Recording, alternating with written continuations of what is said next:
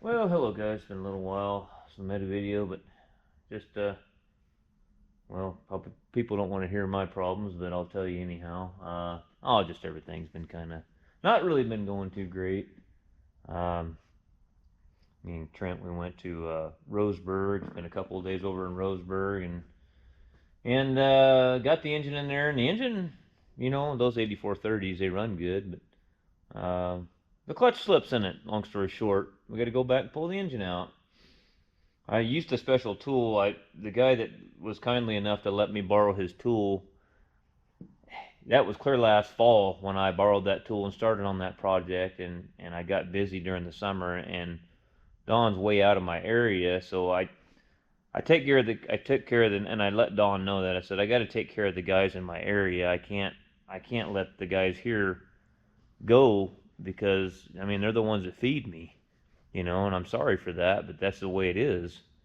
And so I put him off, and we've got his 9300 going. So Don used his 9300 to do his baling and farming with, and the 8430 sat. Well, anyways, the guy that one of the YouTube viewers let me borrow the tool, sent it from Nebraska, and to be honest with you, the tool sat in the shop there on the bench, and I forgot about it because I got so busy this summer doing other things. And I got an email from him, and he wanted his tool back. He was gonna, he needed it. So I was like, shoot, man, I got to get this guy's tool back to him, And so then I came in a mad rush, and I took that flywheel and I set it up on the floor and set the clutch up with the tool.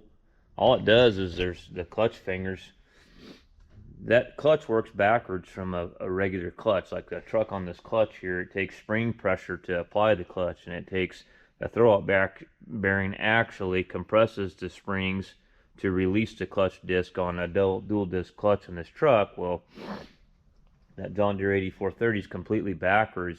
The throwout bearing actually applies the clutch. It shoves the clutch disc together, and then the springs inside the clutch actually release it once the throwout bearing comes off. So the throwout bearing is constantly, it's hydraulic on that one, and it's constantly in when the tractor's in normal operating conditions. So I don't know, I thought maybe that you could set it up, on the floor with the flywheel laying flat on the bumper and just set the clutch up with the hub and everything. But obviously I didn't do something right. I mean, you just run those clutch fingers up till they come up against the stops. Then you torque your jam nuts down, and then, so I thought I had it set up. So what I did, and I called my buddy on this. My buddy works on a lot of John Deere stuff, and I told him, I says, am I going to get in trouble on this deal or what? And he said that he never even uses the tool. He said he just measures the studs sticking out the top. He takes the jam nut off, and there's two nuts. There's a nut for the clutch finger, and then there's a jam nut on top of it. And he said he takes the jam nut off the top and just measures how much threads are sticking out. And that's where he sets them back up. Now that I know that, I wished I would have done that in the beginning. But I thought they were, when I tore that thing apart at first, I thought maybe, I just took it for granted. I should have measured that. I really screwed up on that whole clutch thing on that tractor. Now that I've learned a hard lesson on that tractor. So if I ever take one apart again, measure that sucker, like Pete said, and before you take it apart. He said he went through the same thing years ago on one of these, and he never make that mistake again. I said I won't either. Long story short, me and Pete got to go back, or not me and Pete, me and Trent got to go back and pull the engine back out of it and try to get the clutch set up right. So anyways, that kind of sucks. And then the 4R100 came back, and here it is. There's another thing that's not going good. So what it's doing is, the owner drove it for a couple days and it was fine, and all of a sudden it just, second to third, it will not upshift. But I can get in it, and I can get it in second gear, and I can romp on it and redline basically the tack and get it over revved, and then I can let off on it, and it'll shift from second clear into fourth. It'll never hit third on an upshift. But then you can be going along in fourth gear and then cancel the overdrive on the steering column, and it'll downshift into third. So explain that one to me. Why would it downshift into third and not upshift into third? I just think that's just absolutely weird. So I'm probably going to wind up pulling that one back out of there and seeing why that's doing that. So, and that's only, you know, then I thought, I thought everything was kind of snowballing on me. Then, and I'm not complaining, guys. I've been doing this long enough, and you guys know the variety of equipment I work on, the amount of stuff that I work on. It's just the way it is. I mean, I'll go through 9 months or 8 months or whatever. If everything goes fine, then I'll have a whole month just full of nothing but problems, and you just got to deal with them and move on. I mean, I've learned that lesson. I used to get mad, and I used to throw things, and I'd kick holes in the wall, and I'd go home and be in a bad mood and take it out on my wife and be mean to her, and that was years ago, and I've grown up enough now to where you know, the customer gets mad. I do what I can. I mean, there's only so much that I can do, and I try to treat my customers right, and I'll have to revisit these things and make them right and fix them. That's all we can do. So anyway, so for now, what we're doing, guys, is we spent all day. I came in Saturday, and I ended up cleaning shop for most of the day, and I still got a long ways to go. Here's our Cummins engine. This is a CM2250 Isx. We put 6 injectors in it because it had high return flow. And this let me come over here. I think they're laying over here for. I'll show you what I'm talking about. I cleaned my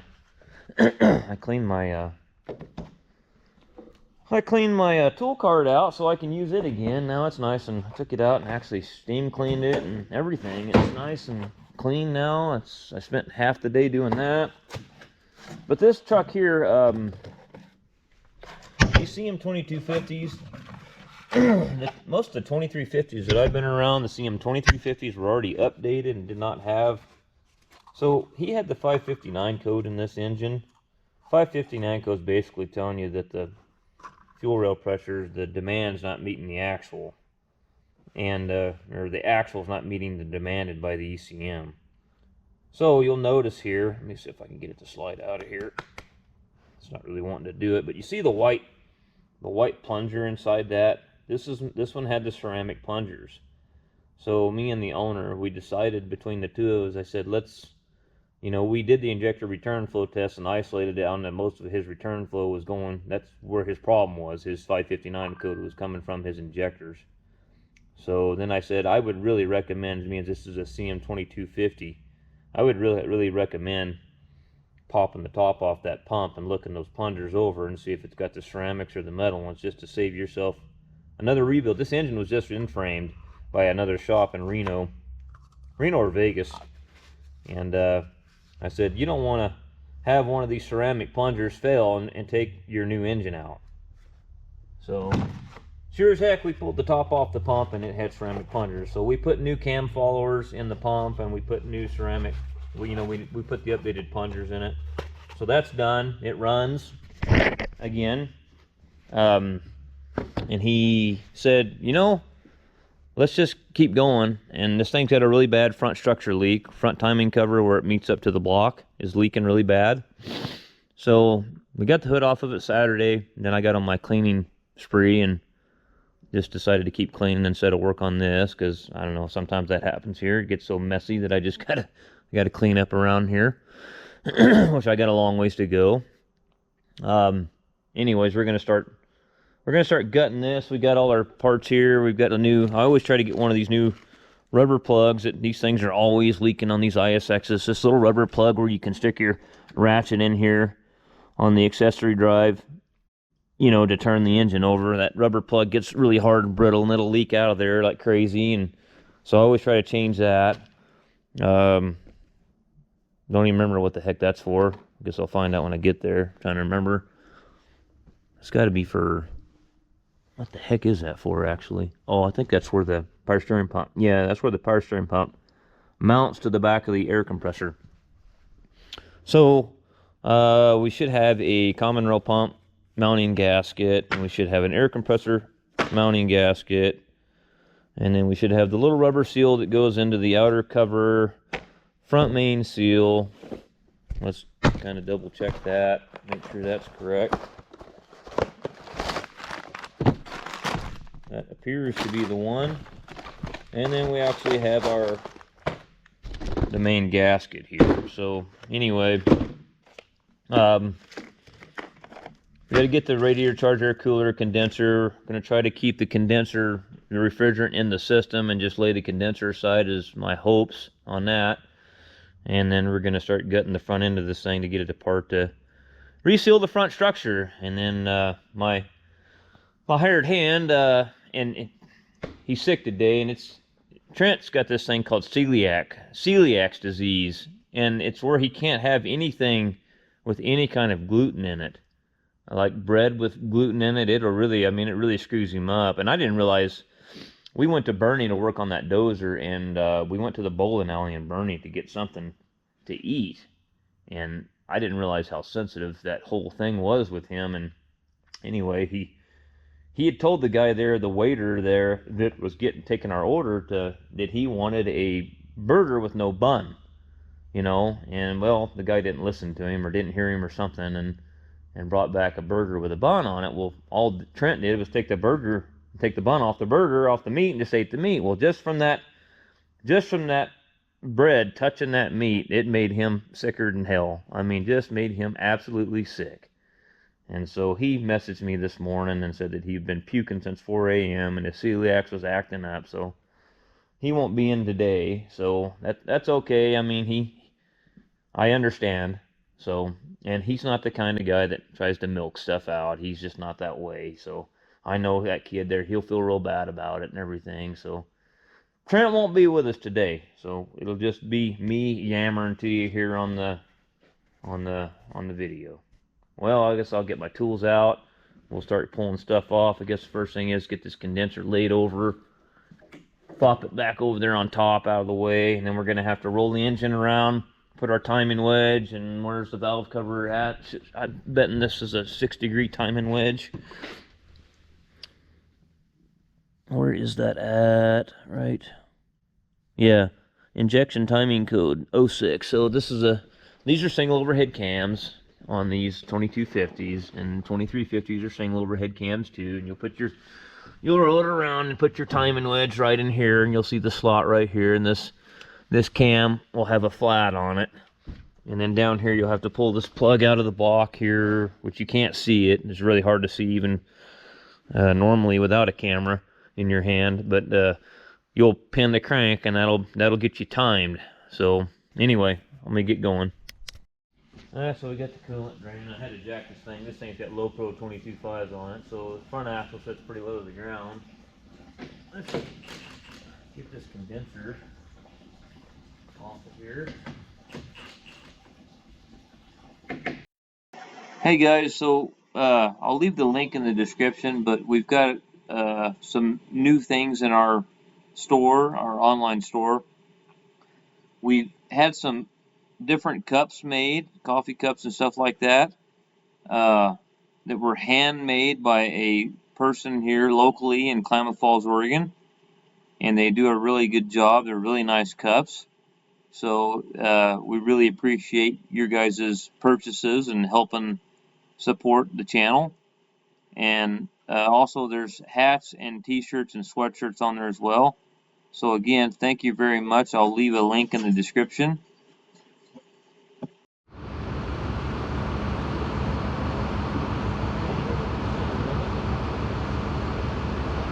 Go ahead and get where I need to be. Work.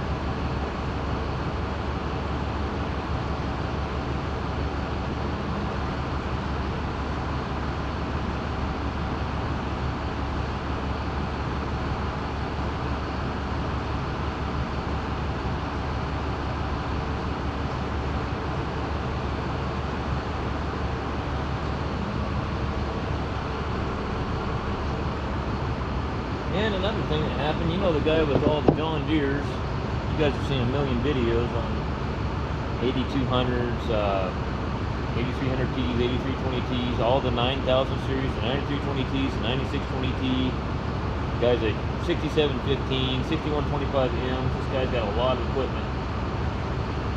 Just all of a sudden died in his 50s. So I realized while I was editing there that with the truck running with the crane there that you probably couldn't hear what I said there, but one of my biggest customers, which those of you that have been watching this channel for quite some time, you guys have probably watched, everybody knows about the 9620T and the debacle that was with all the engine swaps. And then this guy, I've made a lot of videos with the 9320Ts. I think I've shown a 18-speed Funk power shift transmission rebuild that I did on one. And then numerous other videos of 9320Ts, 8200 wheel tractors, 8300T. I did the engine and the transmission on, and 8320T I did the transmission on. Anyways, this guy has thrown a lot of work my way over the years. He's been really good to me. And other day I had a 6715 that hydraulic pump had went out, and then he was down south. He's got ground up here and ground down south.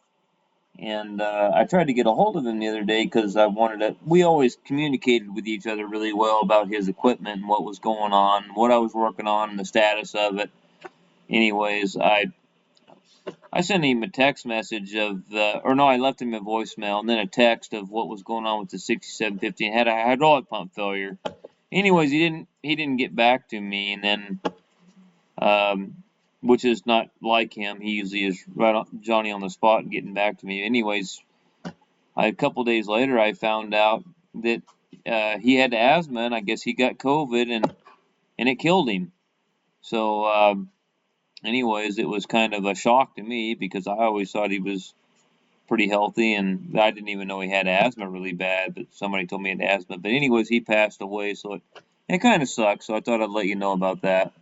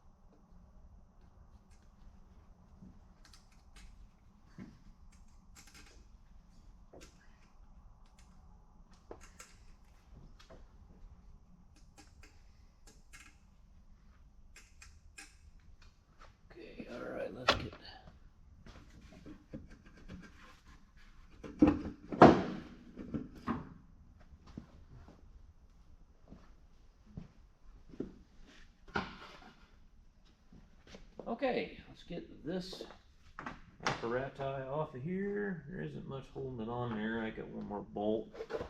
If I can find the wrench that I was using to take those loose. There we go.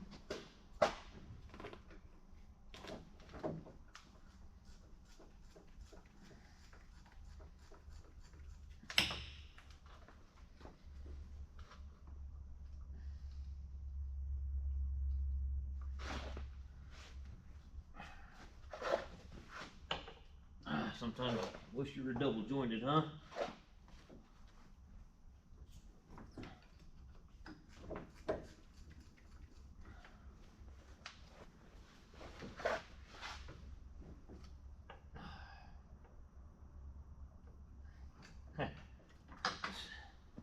Stay at home Sunday. I was going to come down here actually Sunday, try to do a little bit of work, but I decided to stay home and visit with my wife, and we wound up. So I got years ago, like, I don't know, maybe probably 5 years ago, maybe it was. I'm not certain how long. Actually, there's an old Marmon dump truck. You guys have seen that dump truck on a video before. It's out here. I've got some problems that I've got on it. It had a spring brake chamber that was leaking back through the service side, from the emergency to the service side, and then I know I'm a little bit OCD about putting these nuts and bolts on here because I hate losing everything when I'm doing this.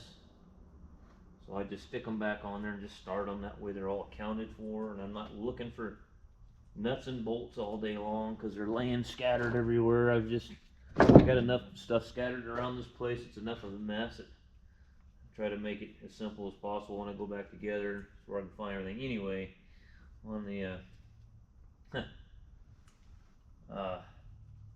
this customer years ago, I was out doing a work on an excavator for them and a backhoe. They've got a JD 120 excavator, and they've got a case. It's a Super L, 580 Super L. And I was out there working on it, and the manager says, "Hey, owner says, do you want that log splitter out there?" And there was a real big log splitter. I mean, a big one. You know, I mean, it was made for. This is the one that's got the adjustable head on it that you can move it back for a different. I mean, you can split fence posts with it. Cedar fence posts, you can split those. And it had a big 2-cylinder Onan engine in it, you know, all hydraulic. And I thought, yeah, that thing looks pretty cool. I'll take it if you're going to give it away. Well, I never did really have time to mess with it. It sat there at the house. Well,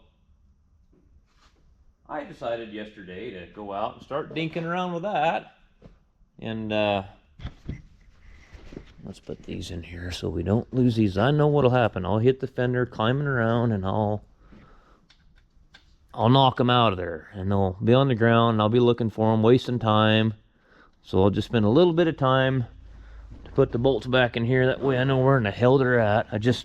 Too many times I've gone through this. There's nothing more aggravating than looking for a bolt forever. When, I mean, you start it back in here.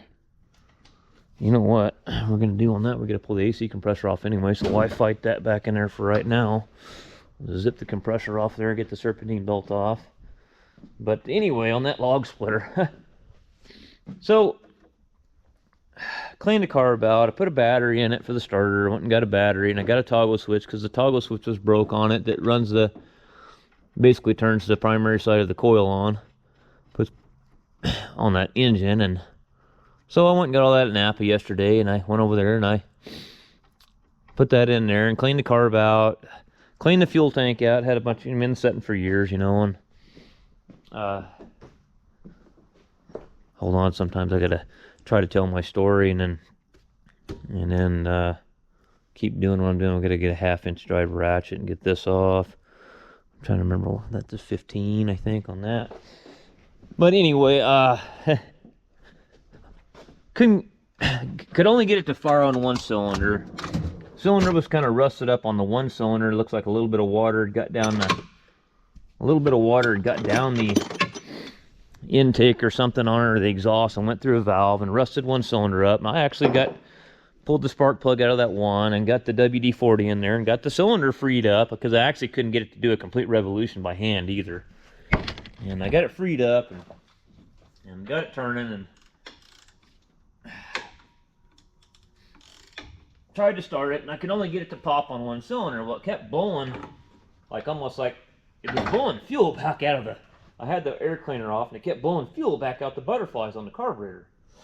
Well, I thought, man, I got something going on with the cylinder there. It's either got low compression or something's going on there, you know. So I could grab the muffler, and it was only running on one cylinder. You could just touch the exhaust on the one, and it was hot, and the one cylinder over there wasn't firing, you know. And so I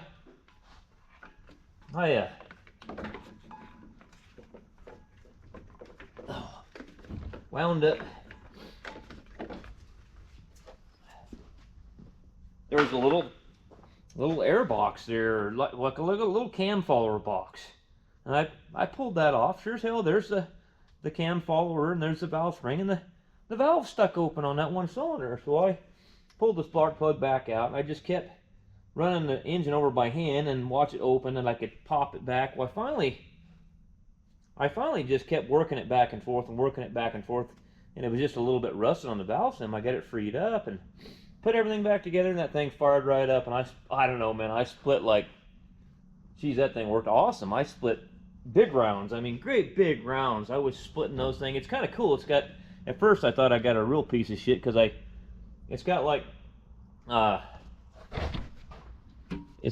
two different levers on it, and it's got kind of a diverter valve or something. What it does is the ram will go real fast up to the log, and it's real fast, and then it'll hit the log, and then it wouldn't split. And I seen the other lever, and I pulled it back, and then it slowed it down, but it like doubled the pressure on it or something, or doubled the flow on it or something. And I don't know, then it split the log, and then I could pull the lever back the other way and get the high speed going, and it would go on through the log. It worked pretty damn good. I was pretty proud of that. Oh shoot, that ain't gonna work. Oh, what am I doing? I'm going the wrong way. Going the wrong way there, Delbert. So I gotta, my wife, she goes, well, show me how to run that thing, and I'll split wood today. So I got up at dark. She didn't want to go out there in the dark and learn how to do that. So I gotta get some daylight where I can go over there and show her how to run a log splitter. Okay, we're gonna pull the belt tensioner off, AC compressor.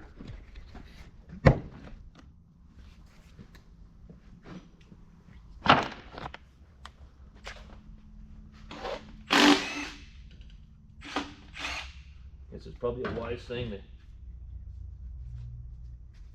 see how those feel when you take them off.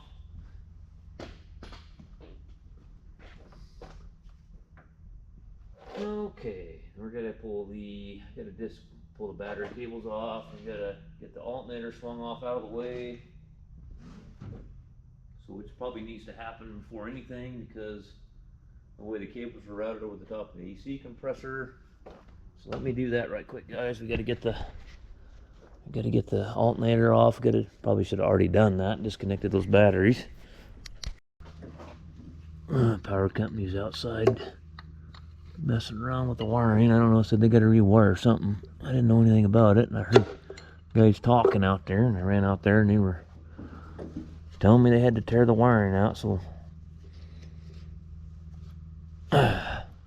might have to go do something else here if they cut the power on me and I can't see anything. I don't know, maybe I can open all the doors up. It's probably warm enough outside now to where I might be able to work and let some of the light come in here.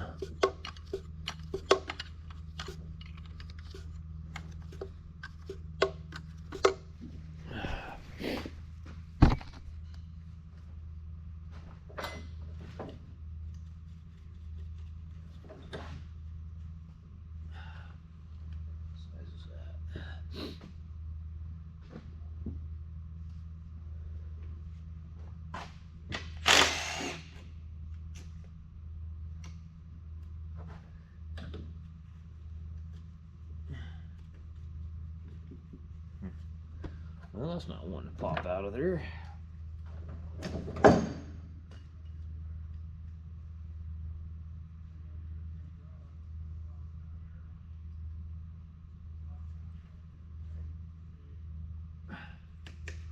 Come on, baby. Well, that's not cooperating at all.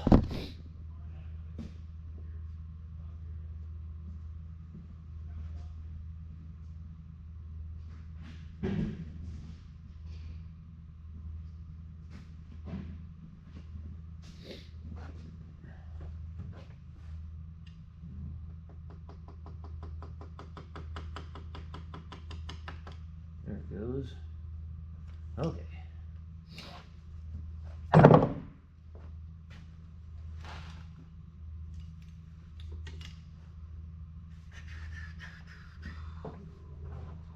$18mm.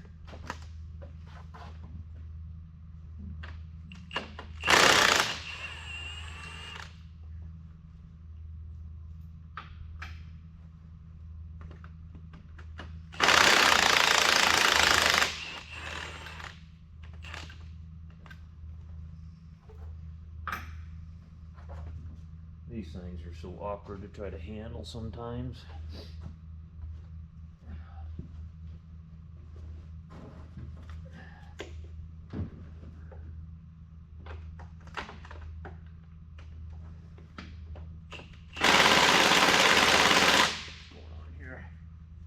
Battery dead. That would be why it's not no power. So it's one bolt off.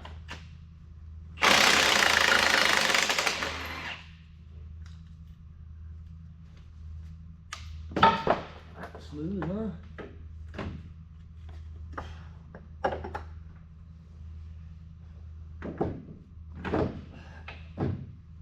Alright, I gotta put this battery on the charger and swap it out with another one.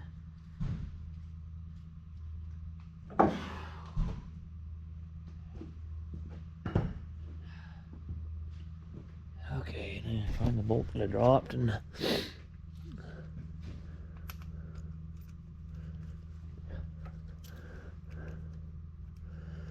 gotta get the air compressor and try to blow a lot of this loose stuff out of here as much as I can. Those guys are going to be right in my way where I need to pressure wash all this stuff off out there. I'll have to see if I can wring it out this other door maybe and pressure wash it off out here.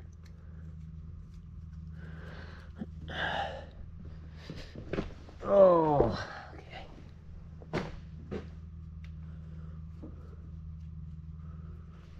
Let's go ahead and get this wire here off.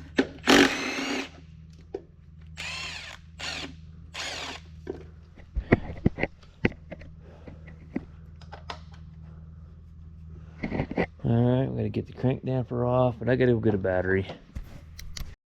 Let's see here, see if this damper actually wants to come off.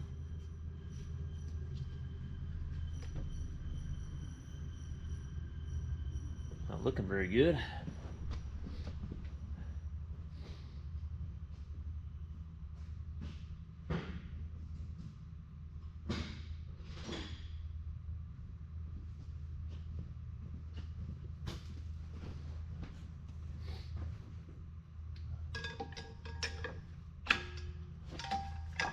Maybe we'll get lucky.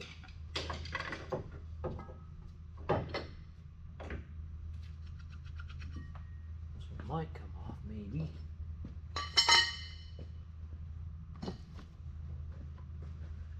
Alright, I think we're gonna be alright on this one.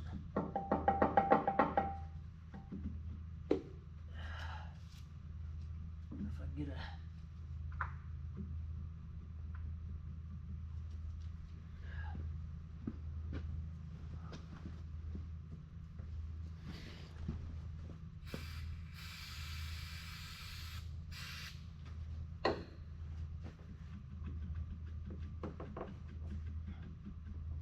oh, my arm's cramping up on me.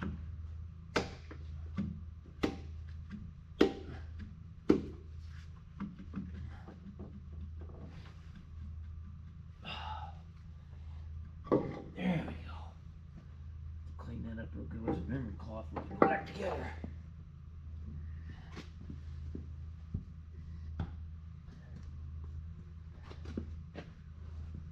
Okay. That and all the bolts. Yeah, she's a greasy mess.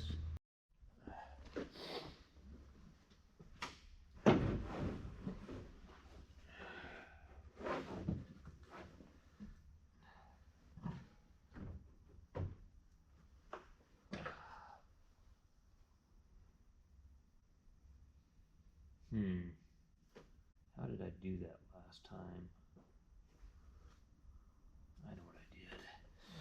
I know what I did.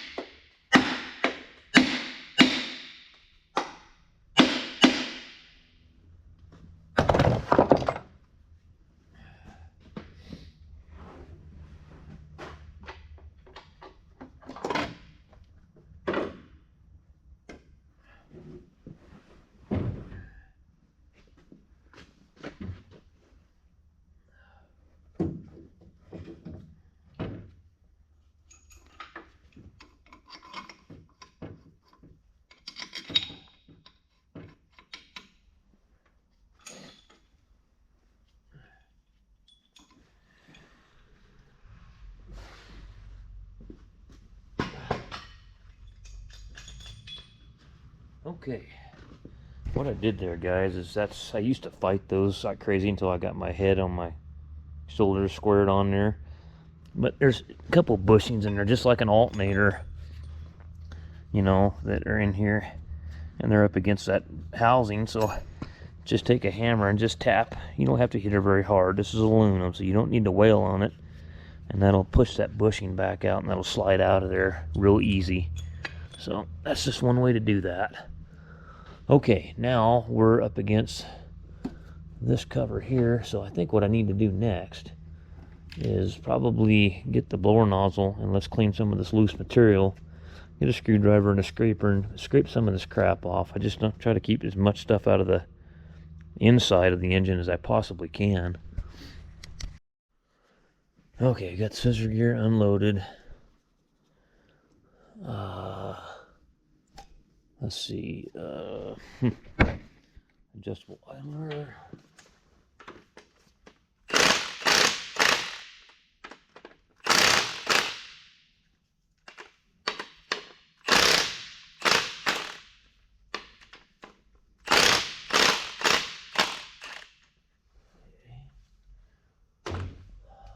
This gear's got to come off.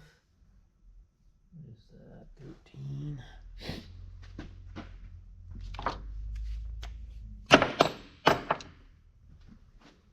Okay, what did I do with my 13mm socket?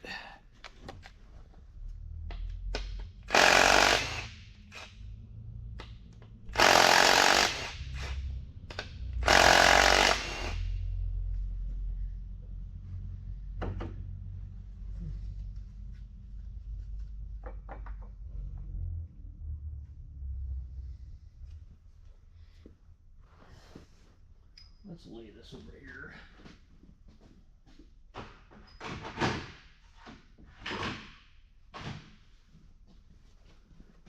Okay, then we gotta get the cam gear broke loose. Oh, what size is that?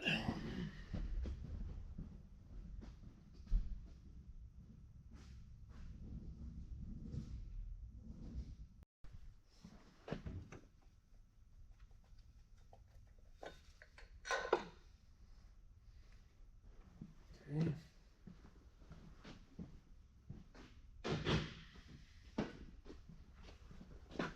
Okay, where is that at?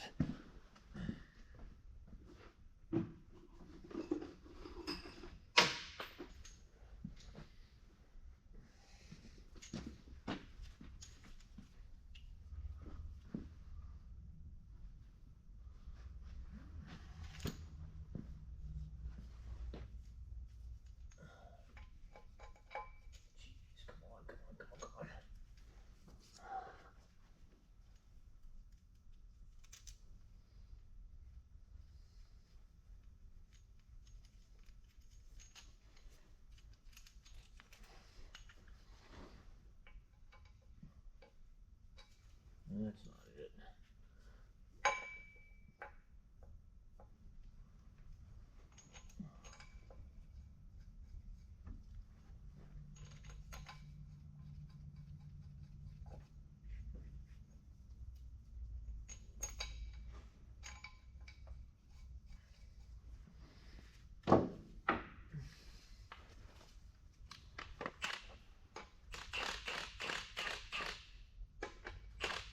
Heck do I got going on here?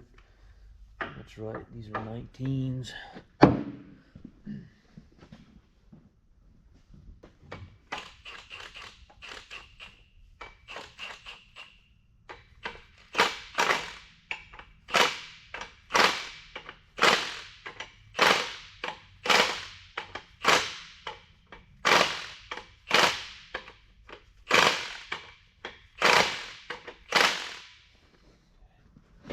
Ouch.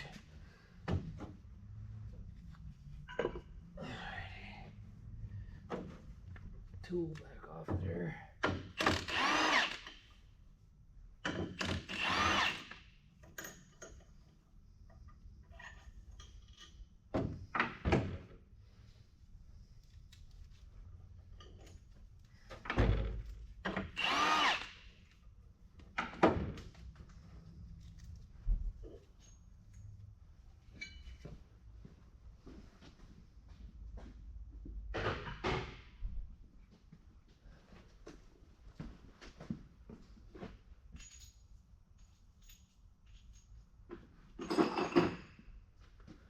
Okay, now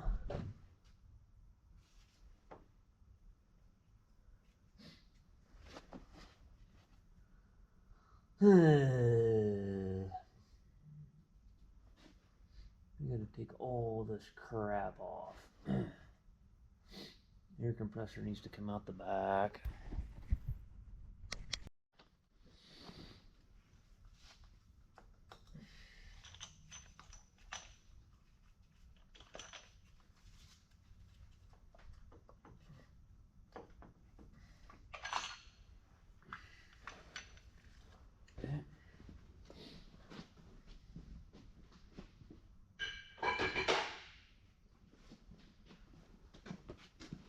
Scissor gear.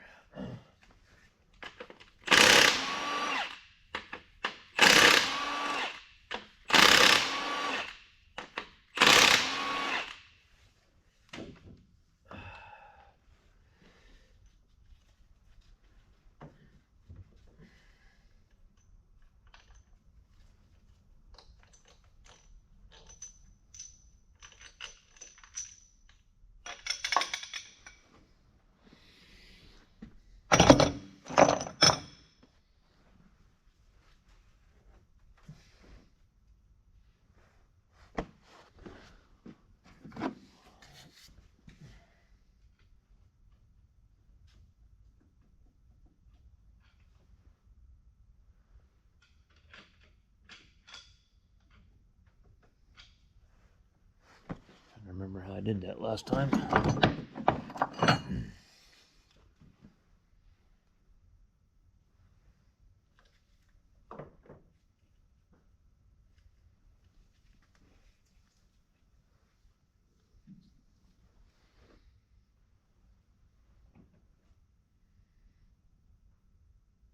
Yeah, that's right. It's not going to go past the tone wheel. That's right. It's not going to go past the tone wheel.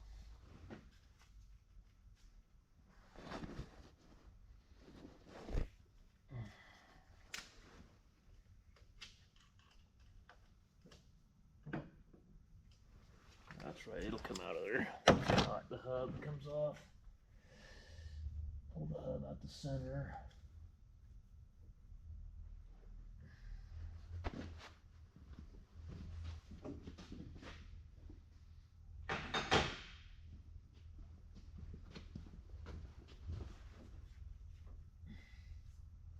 There's a thrust washer over there too. I gotta pay attention to. Right here.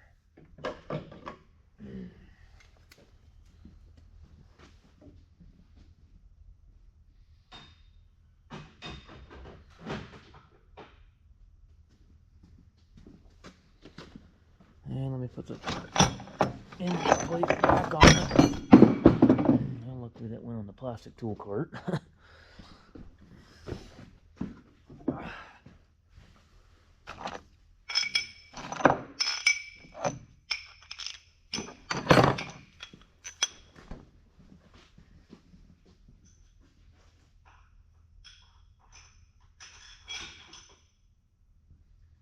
Okay.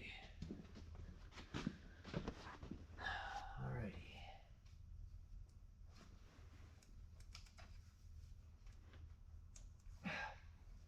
That should pop out of there too. Okay.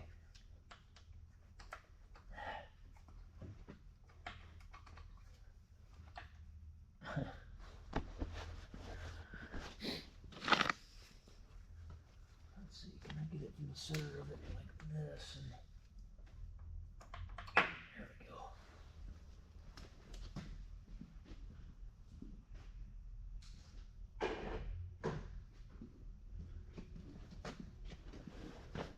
go. Okay.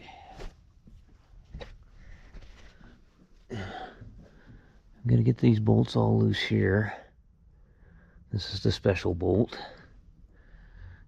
And then we gotta get the air compressor out.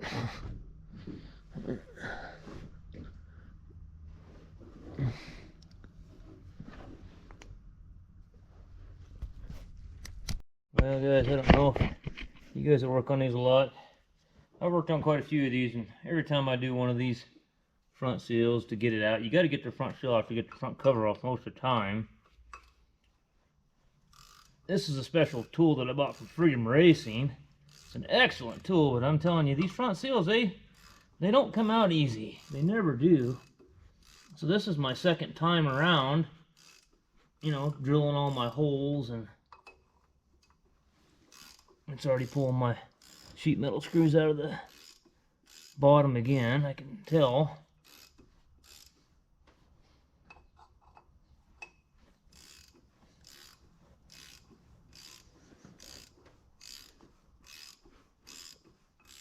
It's coming. Gee whiz. These things always come out hard.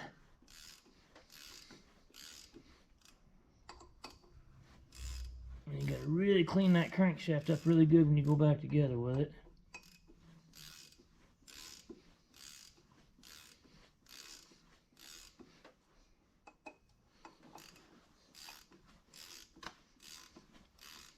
Alright, I might be able to get a bar and pry it the rest of the way off. Try not to damage it.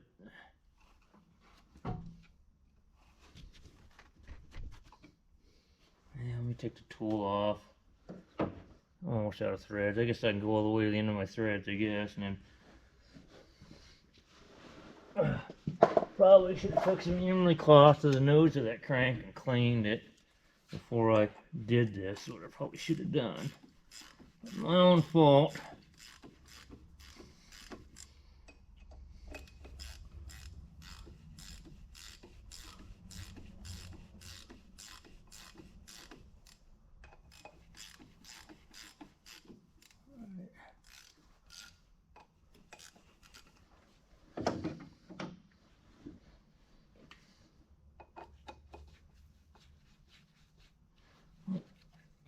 Will it come off of there at all? An attempt to come off of there?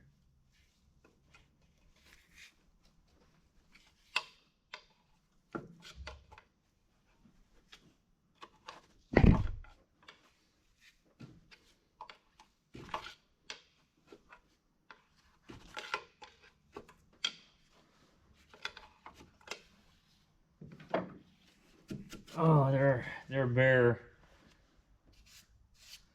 Yeah, cleaning it wouldn't have done no good here, because that's what I thought. It was stepped. It stepped right here, so that wouldn't have made much difference anyway. Anyway, there we go.